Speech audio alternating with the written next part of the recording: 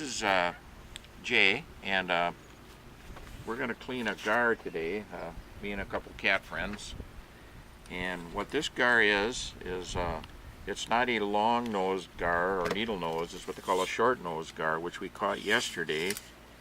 And he's a little over 28 inches long. So I guess it's a decent sized one for a short nose. And if you look at the teeth on this thing, it's you know, it's different than a needle nose. It more reminds of an alligator gar. Okay, to clean this thing, we have to get a starting point here through these galvanoid scales, and this is a little bit difficult to get the initial cut going. And once we get up, boy, this is a tough thing. You know, Kate, can you? There we go. We got to start. Give me that fish glove, would you, Kate? That crunching noise is we're just getting through the scales. I got to put a fish glove on here to better hold this thing. This is only the third gar that I've ever done. So we're going to show you how it works. And since I'm not an expert, and if you have never done one before, you can maybe relate to some of the difficulties here. Get this tin snips to kind of get through his hide, and basically it kind of is like cutting tin. They're pretty tough critters. So we're going to get all the way down here to below these pectoral fins. We're just even with them. We don't need to go into the underbelly because we're not going to want to get into that anyhow. Okay. And the next thing here, what I discovered is I make two cuts here, and it makes getting the meat off a little easier if you do two top cuts rather than just one. And I'll wipe some of this fish stuff off. This is a little interesting here now. The long-nosed gar, or needle nose, they have a fin up here. And this short nose gar does not. Both of these species, the short nose and the long nose, are ancient fishes. They've been around for 50, 100 million years. Back in the dinosaur age, they were swimming around back before the dinosaur age, and so they're really not like your typical modern fishes, like a perch or walleye or a bluegill. Okay, then we're snipping away here, cutting the tin. And go all the way back to this last fin here. It's really all farther we need to go. And then what I do, or I've discovered, is that it works a little easier for me if I do another run down here. I mean, you can just do one run down the center, but it's a little easier to get at the meat here if you do two of them, two snips.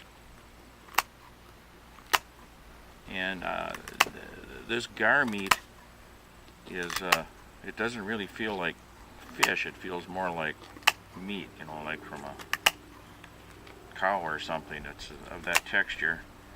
Doesn't have much odor to it at all. And I've cleaned lots of catfish, but I'm pretty new at this gar stuff and just kind of been doing this as an experiment here. And tin snips sure do come in handy. I don't know how you'd clean this without some kind of a strong scissors or snips like this. But we got to open up the hatch to get inside here. And here comes another one of our cat friends. Yeah, they all love you once you get a fish around, you know. Snip, snip, snip. Just about done snipping. Okay.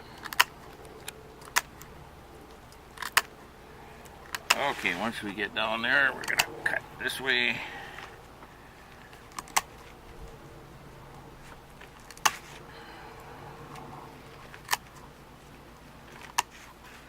And I'm wearing a glove because the edges of the skin are sharp and a guy could cut himself pretty easy if you're not wearing a glove. So you want to be careful when handling these.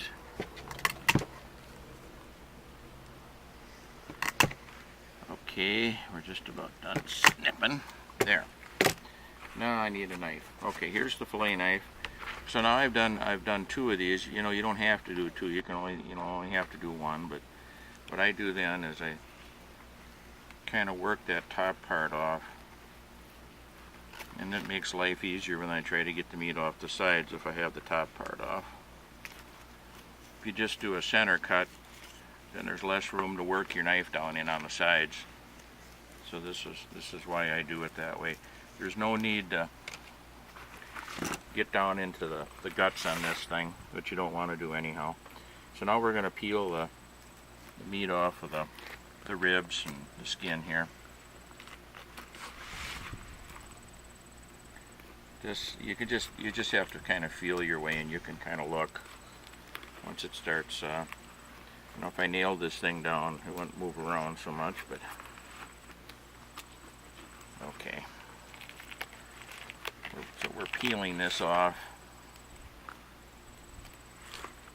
and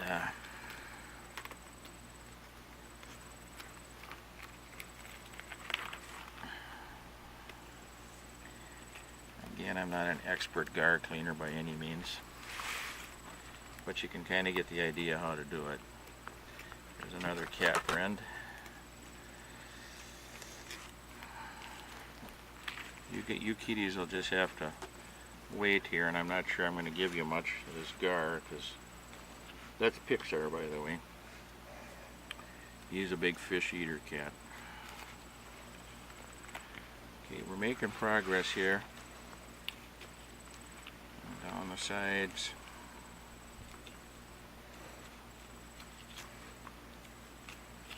And this is just a video to show you how to clean a gar if you're so inclined, and we're gonna cook one later, so you can see that part of it also.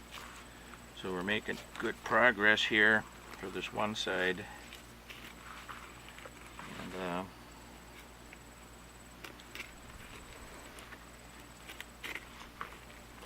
won't be too much longer for this side. And they actually have this will be a nice long strip of boneless meat here.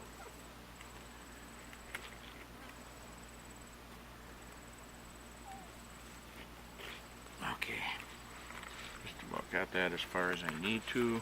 And see how it opens up down in there, pretty nice.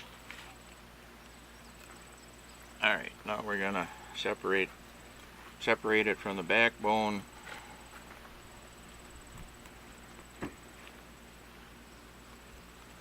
Just run that blade down there.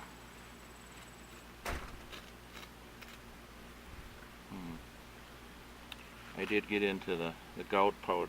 I probably didn't need the gut pouch, but I didn't puncture anything here. A little windy out today.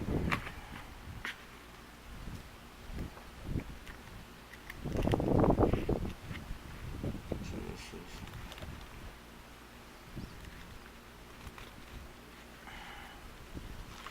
how you do that.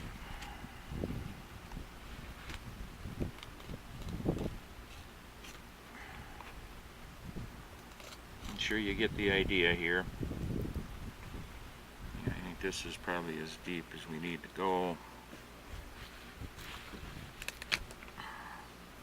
I just about got this one off. And then what you can do is chunk up these strips, you know, for for cooking purposes. But so from this, you know, fairly small fish, we got a pretty long white piece of meat there, and we'll do the other side and go from there. And the other side's just going to be a repeat of what I did on that side, so we probably don't need to show you that and bore you to death with that, but I think you got the idea of how to do it now. And we'll see you later when we cook this thing.